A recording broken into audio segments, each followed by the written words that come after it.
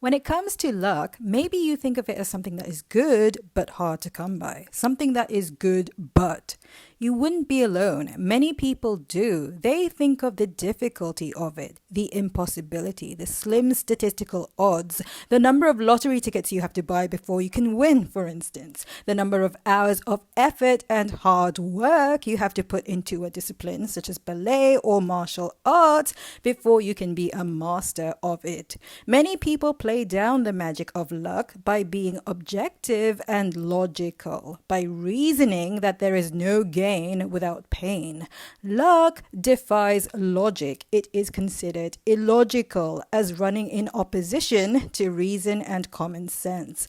Relying on luck is wishful thinking, magical thinking. Something lucky doesn't happen every day. It is a rare occurrence, fantastical, and according to this narrative, the odds are what make it so magical and fantastic. Logical people tend to science the fun out of everything. Have you noticed? How magical would magic be if the magician explained every step of exactly what he was doing instead of concealing the secret behind the trick and selectively revealing only the good bits, sequence by sequence, the bits that create the illusion of magic? That would be like that friend of yours who spoils that season finale you'd been looking forward to, or who disses your favorite movie as being historically inaccurate and politically incorrect. Many people think of the difficulty of coming into their own good luck as opposed to the ease of it, the effortlessness and obviousness and inevitability of it. They think of the pain of being without luck and of trying to get lucky instead of the comfort and well-being and simplicity of having good luck. They talk of the difficulty of training that goes into becoming a world-class athlete, for instance, instead of the ease of that athlete's mastery over his or her physical apparatus. How effortless a world-class athlete appears as he or she performs an impressive physical feat. The experience of luck can be difficult or easy depending on how you look at it. Say it takes you 100 throws at the hoop before you score a point, but when it happens, it's instantaneous, isn't it? There is no struggle. You were in the perfect position. You moved with just the right coordination, all of the subtle movements that made it work. It felt right, and you recognized it before the ball even went through the hoop, cleanly, not teetering on the rim, but straight through, nothing but net. The synchronicity of a satisfying moment like that, it just happens in an instant, literally, the blink of an eye. In that instant, where is the trying? Where is the struggle? There is none. There is no trying, no effort, no struggle. Not in that one shot that did make it in. That one shot that made it in was not difficult. People often say that one successful shot is the payoff for all of the failed attempts, for all of the effort and trying and hard work. But could it not equally be said that each and every so-called attempt was its own joyful act? Every time you play a game, whether it's basketball or baseball or tennis or buying a lottery ticket, are you not doing it at your own leisure, for your own pleasure, of your own volition, and for your own personal enjoyment? It's a game, after all. It's supposed to be fun. When you play, you entertain the idea of ease and fun and relaxation as well as winning. You could win every time, or you could lose every time, or you could win part of the time and lose the rest of the time because it is a game, because it is a game. Nobody plays a game for the sake of losing or suffering or having a bad time, generally speaking, right? You play because it's fun, it's entertaining, not because you have to. You choose to. When you play, you are playful, you are entertained, and you are entertaining. You entertain the possibility of winning and of having fun playing, whether you actually win or not.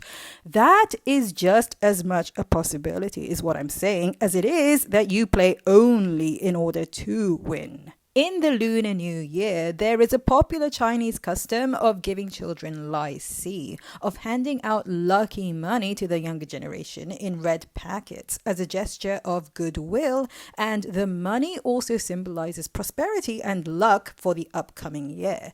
Kids expect this lucky money and they love it. They love it. And then they find out that so-and-so, that rich cousin, that rich neighborhood brat, got 10 times more Lai Si money than they did. And for some of them, all of that joy they felt about their own Lai Si money suddenly dissolves or feels diminished. They don't feel as lucky anymore, even though they were overjoyed when they received their red envelopes. A kid having a tantrum over the unfairness of receiving less Lai Si money than someone else is a sight to behold.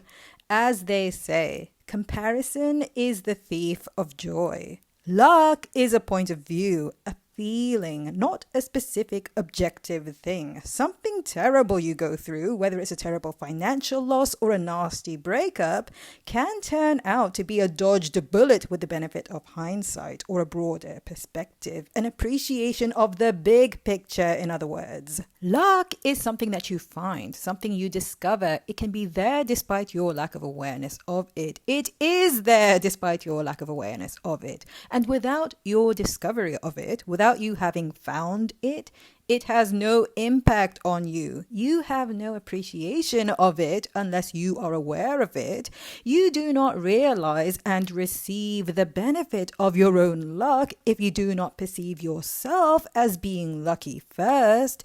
Your luck becomes manifest when you perceive and realize it. It can happen in an instant. Your desired manifestations are already here now. Your desired reality is taking place right now. The only question is whether or not you are aware of it. Do you feel lucky? When you feel lucky, you notice lucky things. Good things happen. Things that you consider lucky, that you define and understand and appreciate and perceive of as lucky, such as coming into a huge inheritance, winning the lottery, or receiving a windfall of some kind.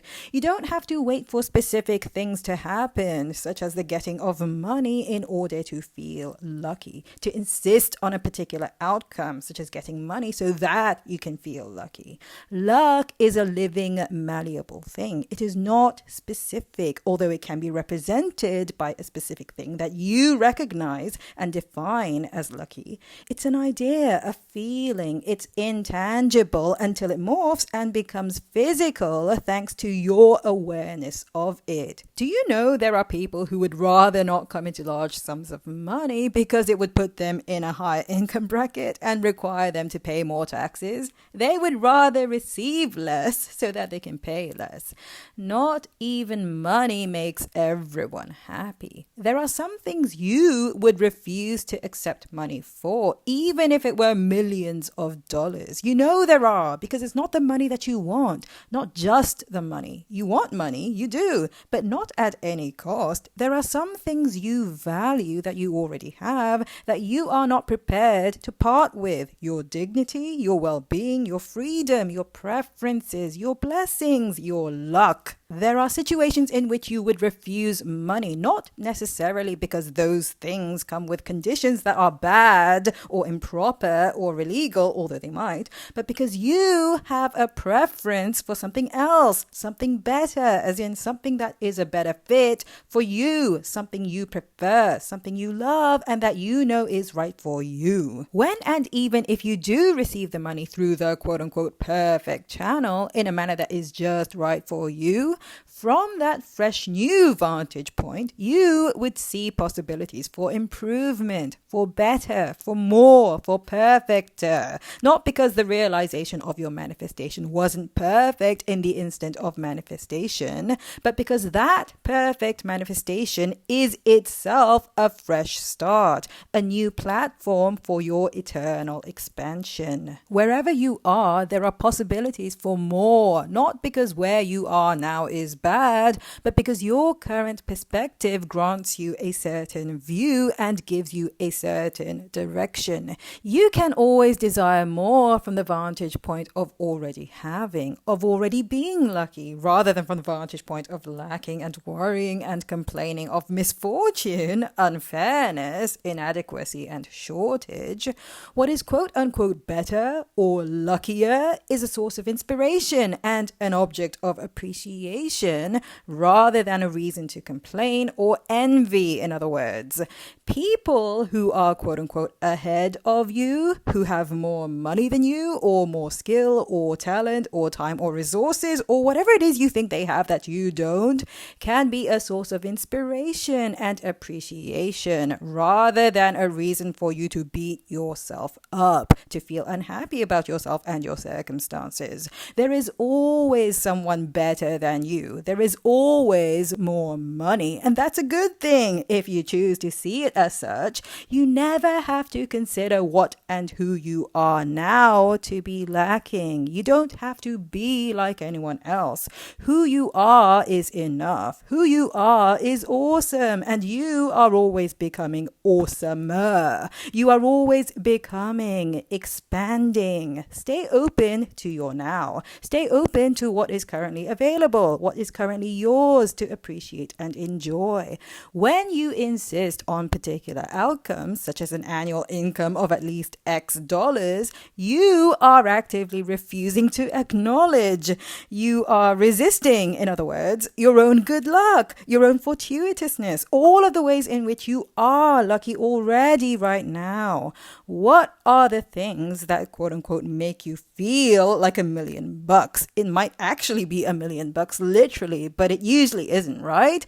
Hence the words like $1,000,000. It's a metaphor for something really, really good. Epically good. Feeling lucky, feeling good is a placeholder. It keeps you open and receptive to manifestations and opportunities that are all around you at any given moment in time. All around you. You are the variable. Good things come to you. You are lucky and lucky things happen to you. You feel lucky first and then good luck manifests. Things including and not limited to money. It could be the way you feel when you wear a particular combination of clothes. It could be the way you feel when you drink fresh coconut water, the way you feel when you get a really good back rub. When you feel lucky, you are wealthy. When you feel lucky, you are prosperous and abundant and secure and happy now. So feel lucky now. Don't look for excuses to feel unlucky because you will find them. You will realize and manifest your own misfortune into physical reality. That's good news, not bad news, because it means the power is yours. You have the power. Look for excuses to feel lucky because you will find them. Feeling lucky keeps you open and receptive to your own good luck. Feeling lucky makes you the master of your physical reality. It allows you to attract and realize the physical conditions, the specific things that match your definition of luck, things that match your energy, your vibration, your consciousness and awareness of luck and being lucky. You are a lucky being, a blessed being, and luck follows you.